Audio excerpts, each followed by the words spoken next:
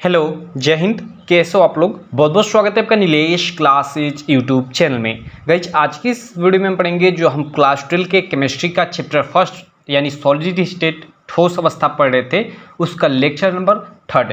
इससे पहले हमने इस लेसन के 2 लेक्चर कवर कर लिए जिसमें हमने काफ़ी इंपॉर्टेंट चीज़ों को डिस्कस किया है कि ठोस अवस्था क्या होता है, ठोसों के प्रकार लाइक क्रिस्टलीय ठोस और अक्रिस्टलीय ठोस दोनों में अंतर। उसके बाद हमने क्रिस्टलीय ठोसों के प्रकार, इन सारी चीज़ों पे हमने पिछले 2 लेक्चर पे अच्छे से एकदम डिस्कस कर लिया है। तो अगर आप अभी तक उन वीडियो को नहीं देखें और देखना चाहते हैं तो इस वीडियो के डिस्क्रिप्शन में मैं उन दोनों वीडियोज़ का लिंक डाल दूंगा, आप जाकर देख सकते हैं। गाइज ये वीडियो काफ़ी इंपॉर्टेंट होने वाली है इस लेसन की, क्योंकि यहाँ से आप लोग का एकदम मेन लेसन स्टार्ट होता है। समझिए कि यहाँ से जो भी चीज़ें पढ़ेंगे सभी की सभी चीज़ें आपके न्यूमेरिकल में काम आएंगी, ठीक है। तो आप इस वीडियो को एकदम ध्यान से पढ़िएगा और एकदम अंत तक पढ़िएगा, एकदम सारी चीज़ें क्लियर हो जाएगी, मैं गारंटी लेता हूँ। लड़कों को क्या होता है कि इसमें एकक कोष्टिका क्रिस्टल जालक आता है, तो एकक कोष्टिका और क्रिस्टल जालक इनमें काफ़ी लोगों की कन्फ्यूजन होती है, काफ़ी लोग के मतलब इसको समझ ही नहीं पाते कि क्या चीज़ें होती है। लेकिन मैं आपको एकदम सरल भाषा में एकदम अच्छे से बताऊंगा, एक एक चीज़ें वीडियो के अंत तक आपकी क्लियर हो जाएगी। तो चलिए आपका टाइम वेस्ट न करते मैं इस वीडियो को शुरू करता हूँ। वीडियो को शुरू करने से पहले अगर आप अभी तक हमारे इस चैनल को सब्सक्राइब नहीं किए हैं तो चैनल को सब्सक्राइब कर ले और बेल आइकन को भी दबा लें, जिससे इस वीडियो की और आगे जो भी मैं वीडियो अपलोड करूँ उन सारी वीडियोज़ की आपको नोटिफिकेशन मिलती रहे, जिससे आप अच्छे से वीडियो देखें और अपने बोर्ड एग्जाम में अच्छा इसका फ़ायदा उठाएं। चलिए शुरू करते हैं। देखिए उससे पहले यहाँ मैं आपको बता दूँ अपनी एप्लीकेशन के बारे में। ये नीलेश क्लासेस नाम से आपको गूगल प्ले स्टोर पे हमारी एप्लीकेशन मिल जाएगी, आप इसे डाउनलोड कर लीजिएगा, इंस्टॉल कर लीजिएगा अपने मोबाइल में, ठीक है। यहाँ क्या होगा कि आपको काफ़ी सारी चीज़ें मिल जाएंगी, लाइक आप लोग का पूरा 3-4 सालों का प्रीवियस ईयर क्वेश्चन पेपर यहाँ मिल जाएगा। उसके अलावा मॉडल पेपर मिल जाएगा, पूरी की पूरी NCERT का सोल्यूशन यहाँ फ्री में अवेलेबल है, ठीक है। NCERT बुक से इंपॉर्टेंट क्वेश्चन, ये सारी चीज़ें आपको एकदम बिल्कुल फ्री में अवेलेबल है। और इसी नाम से नीलेश क्लासेस नाम से ही हम लोग का टेलीग्राम ग्रुप है, आप टेलीग्राम पे जाकर नीलेश क्लासेस सर्च करिएगा, या उसका भी लिंक मैं वीडियो के डिस्क्रिप्शन में दे दूंगा, आप ज्वाइन कर लीजिएगा। वहाँ आपको आपके बोर्ड एग्जाम से रिलेटेड जो भी PDF होते हैं वहाँ पे सेंड किए जाते हैं। और उसके अलावा गाइज हमारी नीलेश क्लासेस ऐप पे आपका क्लास 12 का और 10th का नोट्स भी अवेलेबल है। जी हाँ गाइज, क्लास 12 का मैं बता दूँ कि मात्र 309 रुपये में 12th के ऑल सब्जेक्ट का नोट्स अवेलेबल है, एकदम बेस्ट क्वालिटी में, हैंड रिटेन के साथ साथ टाइपिंग नोट्स भी, ठीक है। और उसी प्रकार क्लास 10th का ऑल सब्जेक्ट का नोट्स मात्र 99 रुपये में अवेलेबल है, हैंड रिटेन के साथ साथ टाइपिंग भी। तो आप वहाँ से जाकर बाई कर सकते हैं, या अगर कोई दिक्कत हो रही है आपको बाई करने में तो इस वीडियो के डिस्क्रिप्शन में आपको मेरा नंबर मिल जाएगा, ठीक है, उस पर आप कॉल भी कर सकते हैं। और ये सारे के सारे नोट्स में आपको बता दूं कि बेस्ड ऑन लेटेस्ट पैटर्न है, आप लोग का जो लेटेस्ट पैटर्न है, खासकर यूपी बोर्ड की मैं बात करूं तो, ठीक है। अभी आप जानते हो कि इस साल आप लोग के बोर्ड एग्जाम 2022 के लिए जो यूपी बोर्ड का इंग्लिश का सिलेबस है क्लास 10th और क्लास 12 का दोनों का चेंज हो चुका है, तो उसी एकदम लेटेस्ट सिलेबस पे आपको नोट्स मिलेगा, तो आप यहाँ से बाई कर सकते हैं। अब चलिए हम लोग पढ़ते हैं क्रिस्टल जालक अथवा त्रिविम जालक क्या होता है। हमने पिछले 2 लेक्चर में पीछे की कुछ चीज़ें पढ़ रखी है, अगर आप उन्हें नहीं पढ़े तो आप उन्हें देख सकते हैं, ठीक है। चलिए देखिए यहाँ पे हम डिस्कस करते हैं क्रिस्टल जालक के बारे में। देखिए आसान भाषा में बताता हूँ कि क्रिस्टल जालक क्या होता है, चूँकि मुझे पहले एकक कोष्टिका बताना चाहिए कि एकक कोष्टिका क्या होता है, लेकिन चलिए यहीं पे मैं दोनों को डिस्कस कर लेता हूँ, लेकिन आगे हम लोग एकक कोष्टिका के बारे में एक बार और अच्छे से डिस्कस करेंगे। देखिए क्रिस्टल जालक क्या होता है, यहाँ पे लिखा हुआ है क्रिस्टल जालक। मैं पीछे से दीवार का एक उदाहरण लेते चला आ रहा हूँ, दीवार और ईंट का, ठीक है। तो इसी माध्यम से मैं समझाता हूँ, ठीक है।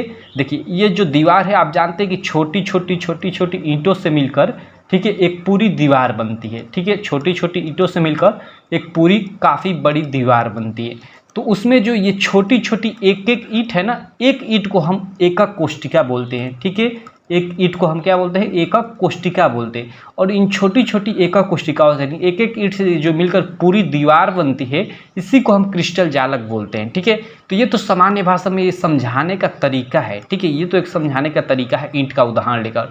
वास्तव में ये देखिए क्या होता है कि जैसे ईंट की भांति, मतलब वही ईंट की भांति ये छोटी छोटी संरचनाएं होती हैं अणु परमाणु आयन की, ठीक है, जिसे हम एकक कोष्टिका बोलते हैं। और उन्हीं से मिलकर, ठीक है, ये काफ़ी बड़ी संरचना बनती है जिसको हम क्रिस्टल जालक या त्रिविम जालक कहते हैं। क्लियर है? जैसे सोडियम है ना, सोडियम N या सोडियम क्लोराइड NaCl है, या कोई भी एक पदार्थ ले ले तो उसको हम एक बोल सकते हैं कि हाँ ये क्रिस्टल है, ठीक है। ये क्या है, क्रिस्टल ये पदार्थ है।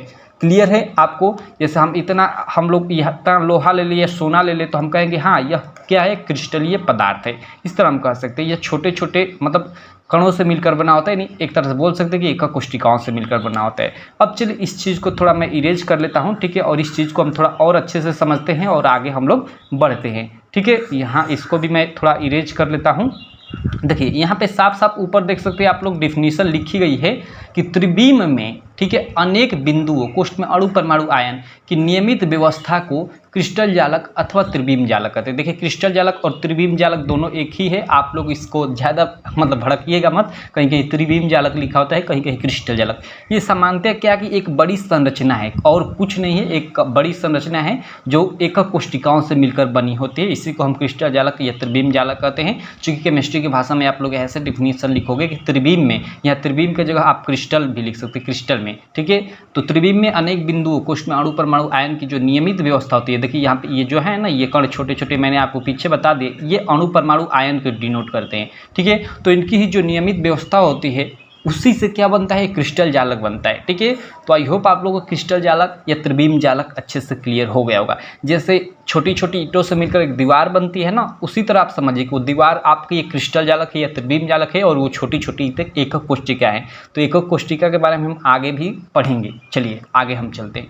अब देखिए क्रिस्टल जालक अथवा त्रिविम जालक के कुछ अभिलक्षण है, उन अभिलक्षण को देख लेते हैं हम लोग, ठीक है। काफ़ी ये इंपॉर्टेंट है, आपको आगे काम आएंगे। देखिए फर्स्ट क्या है, क्रिस्टल जालक में प्रत्येक बिंदु जालक बिंदु अथवा जालक स्थल कहलाते हैं। ओके, जो भी हम लोग का क्रिस्टल हो गया, ठीक है, क्रिस्टल जालक या त्रिविम जालक, उसमें हमने ये देखा कि ये छोटे छोटे बिंदु होते हैं। बिंदु मतलब ये अणु परमाणु आयन होते हैं, ठीक है। क्या होते हैं, अणु परमाणु और आयन होते हैं, ठीक है। ये अणु परमाणु आयन को डिनोट करते हैं। तो क्रिस्टल जालक में प्रत्येक बिंदु जालक बिंदु, ये जो प्रत्येक बिंदु होता है यानी अणु परमाणु जो आयन होता है, इनको हम जालक बिंदु अथवा जालक स्थल कहते हैं। यहाँ पे साफ साफ लिखा गया कि जालक बिंदु अथवा जालक स्थल कहलाता है।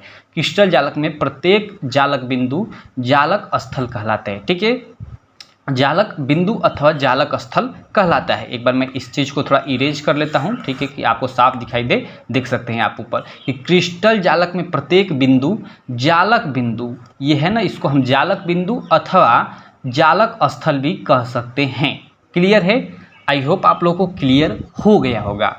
चलिए अब हम लोग आगे चलते हैं। देखिए इसका सेकंड क्या प्रॉपर्टी है, सेकंड क्या अभिलक्षण है, सेकंड क्या गुण है कि क्रिस्टल जालक का प्रत्येक जालक बिंदु, ठीक है, एक अवयी कण, यानी ये प्रत्येक जालक बिंदु या जालक स्थल इसको बोलते हैं। यह क्या कि प्रत्येक अवयी कण, ठीक है, या देखिए क्रिस्टल जालक का प्रत्येक जालक बिंदु एक अवयी कण यानी अणु परमाणु आयन को प्रदर्शित करते हैं। तो मैंने आपको पीछे ही बता दें कि ये जो है ना, ये जालक बिंदु, ये है, ये क्या प्रदर्शित करता है, ये एक अणु अथवा परमाणु अथवा आयन को डिनोट करता है, प्रदर्शित करता है।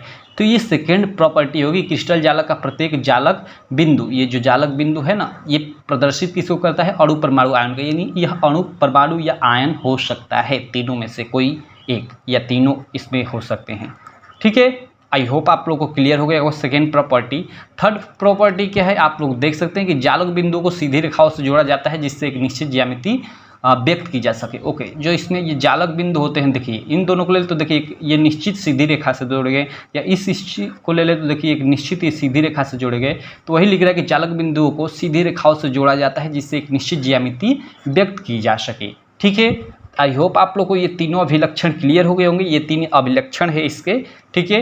ये देखिए हमारी एप्लीकेशन है नीलेश क्लासेज, आप डाउनलोड कर सकते हैं गूगल प्ले स्टोर से, मैंने आपको पीछे बता दिया है। यहाँ पे एक क्यूटो लिखा गया, आप लोग देख सकते हो कि if you do not go to end why start.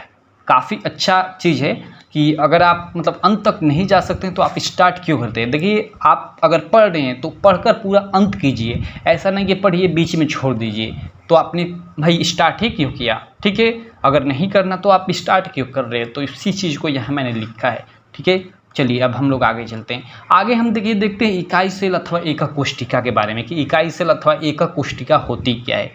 अभी हम इसके बारे में पीछे थोड़ी चर्चा कर चुके हैं, लेकिन फिर यहाँ हम लोग चर्चा करेंगे। देखिए जालक बिंदुओं का वह त्रिविम समूह जिसे बार बार दोहराने पर, ठीक है, संपूर्ण क्रिस्टल जालक का निर्माण होता है, इकाई सेल अथवा एकक कोशिका कहलाती है। वही काम है जैसे हम ईंट को हम बार बार मतलब एक निश्चित क्रम में दोहराते हैं, ठीक है। तो यह जो ईंट है इसी को हम क्या बोलते हैं, जिससे पूरी दीवार का निर्माण होता है, ठीक है, वो क्या होती है, ईंट होती है, और इसी ईंट को हम क्या बोलते हैं, एकक कोष्टिका बोलते हैं। ठीक है, देखिए जैसे पूरी ये एक यहाँ पे ये क्रिस्टल है, और इसमें देखिए ये छोटा सा ये जो पार्ट है, ये छोटा सा यहाँ पे ये जो पार्ट है जिसको दर्शाया गया है रंग से, यह इकाई सेल अथवा एकक कोष्टिका को डिनोट करता है। एकक कोष्टिका को हम इकाई सेल भी बोलते हैं, ये चीज़ आप लोग याद रखिएगा। क्लियर है? चलिए एक बार मैं इस चीज़ को इरेज कर लेता हूँ और इस चीज़ को एक बार और समझाता हूँ, क्योंकि इसका काफ़ी इंपॉर्टेंट है। आगे आपको पूरे चैप्टर में यही चीज़ें देखने को मिलेंगी। देखिए, जालक बिंदुओं का वह त्रिविम समूह जिसे बार बार दोहराने पर संपूर्ण क्रिस्टल जालक का निर्माण होता है, इकाई सेल अथवा एकक कोष्टिका कहते हैं। ओके, जालक बिंदुओं का वह समूह, देखिए यहाँ पे ये इतनी चीज़ें मिलकर, इतनी जालक बिंदुओं का समूह मिलकर, ठीक है, और इसी को बार बार दोहराने पर देखिए इसमें ऐसी आकृति, जो ऐसी ये रंगीन आकृति दिखाई दे रही, काफ़ी सारी आकृतियाँ हैं, तो इसी को बार बार दोहराने से ये पूरे त्रिविम जालक का निर्माण हुए। तो इससे जो ये है ना, इसी को हम क्या बोलते हैं, इकाई सेल अथवा एकक कोष्टिका बोलते हैं। अगर केमिस्ट्री की भाषा में हम लोग लिखे तो देखिए यहाँ पे डिफिनीशन लिख दी गई है कि जालक बिंदुओं का वह त्रिविम समूह जिससे बार बार दोहराने पर संपूर्ण क्रिस्टल जालक का निर्माण होता है, इकाई सेल अथवा एकक कोष्टिका कहलाता है। ठीक है, इकाई सेल को हम एकक कोष्टिका भी बोलते हैं, या एकक कोष्टिका हम इकाई सेल भी कह सकते हैं। तो आई होप ये चीज़ आपको क्लियर हो गई होगी। एक बार मैं और आपको इकाई सेल और एकक कोष्टिका और त्रिविम जालक या क्रिस्टल जालक जो होता है उसमें अंतर समझा दूँ। देखिए यहाँ पे मैं लिखता हूँ क्रिस्टल जालक। देखिए क्रिस्टल जालक को हम त्रिविम जालक भी बोलते हैं। ठीक है, इसको हम त्रिविम जालक भी बोलते हैं। क्लियर है? हम इसको क्रिस्टल जालक बोले या त्रिविम जालक, बात एक ही हुई। ठीक है, और इधर हम एकक कोष्टिका जो होती है, एकक कोष्टिका, इसको हम इकाई सेल भी बोलते हैं। ठीक है, इसको क्या बोलते हैं हम लोग, इसको हम इकाई सेल भी बोलते हैं। क्लियर है ये चीज़? तो देखिए ये दोनों में डिफरेंस क्या है। देखिए जैसे ये एकक कोष्टिका एक छोटा पार्ट है, जैसे आप लोग इस तरह घन टाइप का एक वो फिगर बनाते हो ना, इस तरह आप कर इस तरह बनाते हो ना, छोटे पे ये बनाए होंगे। ठीक है, तो ये एक एकक कोष्टिका है, और इस प्रकार की छोटी छोटी आकृतियों से मिलकर एक जो बड़ी आकृति बनती है उसी को हम क्रिस्टल जालक या त्रिविम जालक बोलते हैं। ठीक है, तो इकाई सेल या फिर क्रिस्टल जालक में आपको क्लियर हो गया डिफरेंस की क्या चीज़ है। चलिए अब हम लोग आगे चलते हैं, आगे की कुछ चीज़ें देखते हैं। देखिए यहाँ पे लिखा गया एकक कोष्टिका के पैरामीटर। थोड़ा हम एकक कोष्टिका के पैरामीटर समझ लेते हैं। इसके लिए मैं आपको एक फिगर बनाता हूँ, ठीक है, और उसके हम माध्यम से समझेंगे। चूँकि ये बहुत बड़ा टॉपिक नहीं है, लेकिन फिर भी हम इस चीज़ को समझते हैं थोड़ा अच्छे से। ठीक है, ओके, एक बार मैं और ये फिगर यहाँ से ले लेता हूँ। थोड़ा बनाने में टाइम लगेगा, कोई दिक्कत नहीं, आप भी बनाने को सीख जाएंगे साथ में। ठीक है, ओके, मैं उसके बाद देखिए यहाँ से आप छोटी कक्षाओं में ऐसे फिगर बनाए होंगे। ठीक है, या फिर आपको बनाना पड़ेगा क्लास 12 में, तो आप सीख जाइए कि कैसे इसको बनाते हैं। देखिए इसको मैंने इससे मिला दिया, ठीक है, और इसको मैं इससे मिला। देखिए ये घनाभ टाइप का, एक घन टाइप का ये आकृति बन गया। ठीक है, तो एकक कोष्टिका के पैरामीटर क्या होता है, इस चित्र में मैं आपको एकदम अच्छे से समझाता हूँ। देखिए यहाँ पे ध्यान दीजिए, यहाँ पे कोई भी, जैसे ये कोना, ये कोई भी मैं कोना लेकर समझा सकता हूँ, लेकिन मैं यहाँ ये कोना ले रहा हूँ। ठीक है, देखिए यहाँ पे आप देखेंगे तो आपको 3 कोण दिखाई देंगे। एक ये कोण है, एक ये कोण है, और एक ये कोण। ये 3 कोण आपको दिखाई देंगे। ठीक है, मैं मान लीजिए मैं इसको अल्फा मान लेता हूँ, इसको मैं बीटा मान लेता हूँ, और इसको गामा मान लेता हूँ। ठीक है, अब देखिए यहाँ पे 3 आपके ये मतलब ये अच्छे दिखाई देंगे, यानी 3 ये लाइन दिखाई देंगी। तो मान लेता हूँ कि ये ए है लाइन, ये बी है, और ये ऊपर वाली सी है।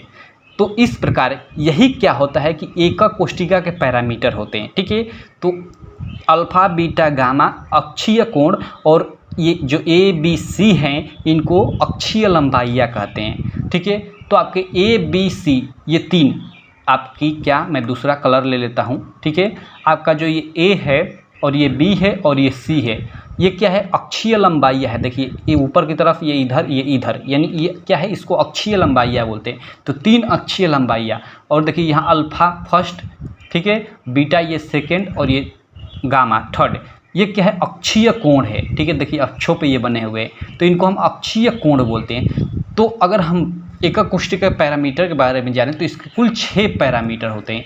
3 आपके अक्षीय लंबाइयाँ और 3 अक्षीय कोण, और दोनों मिलाकर 6, यानी 3 अक्षीय लंबाइयाँ, 3 अक्षीय कोण, यही क्या होते हैं, एकक कोष्टिका के पैरामीटर होते हैं। क्लियर है आपको चीज़?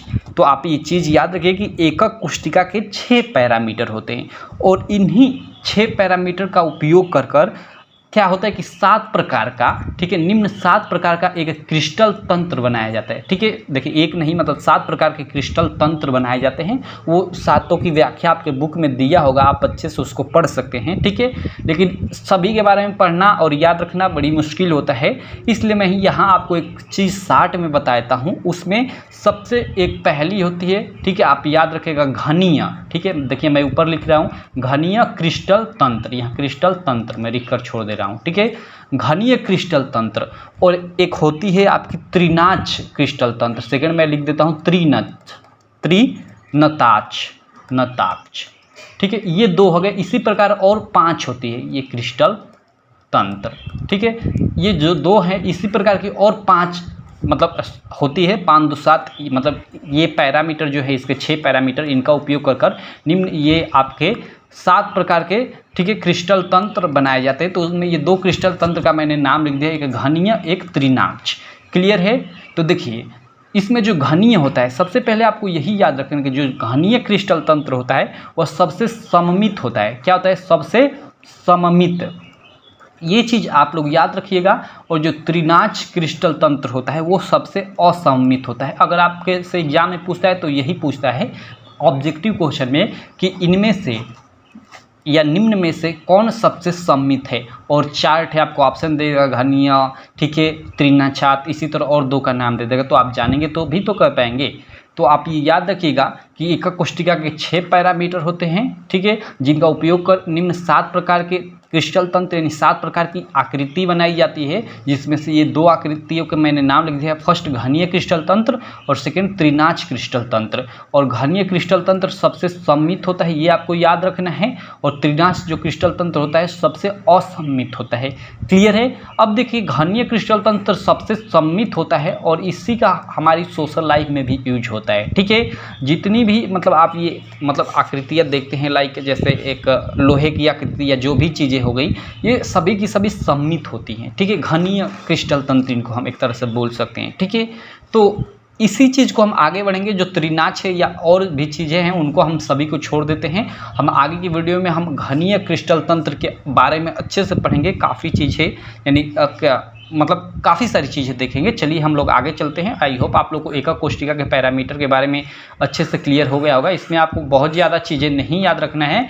मैंने जो जो चीज़ें बताया आप उसी चीज़ को याद रखिए कि घनीय क्रिस्टल तंत्र एक होता है और एक त्रिनाच क्रिस्टल तंत्र होता है, जिसमें घनीय क्रिस्टल तंत्र सबसे सममित और त्रिनाच जो क्रिस्टल तंत्र होता है सबसे असममित होता है। ठीक है, और एकक कोष्टिका के 6 पैरामीटर होते हैं, जिसमें से अल्फा, बीटा और गामा ये 3 अक्षीय कोण होते हैं और ए, बी और सी ये 3 आपके अक्षीय लंबाइयाँ होती हैं, जिनका उपयोग कर 7 प्रकार की क्रिस्टल तंत्र यानी 7 प्रकार की आकृतियाँ बनाई जाती है। ठीक है, और उनमें से आपका एक आकृति मान लेता हूँ, एक मतलब होती है घनीय क्रिस्टल तंत्र, एक का नाम होता है घनीय क्रिस्टल तंत्र और एक होता है आपका त्रिनाच। ठीक है, त्रिनाताच।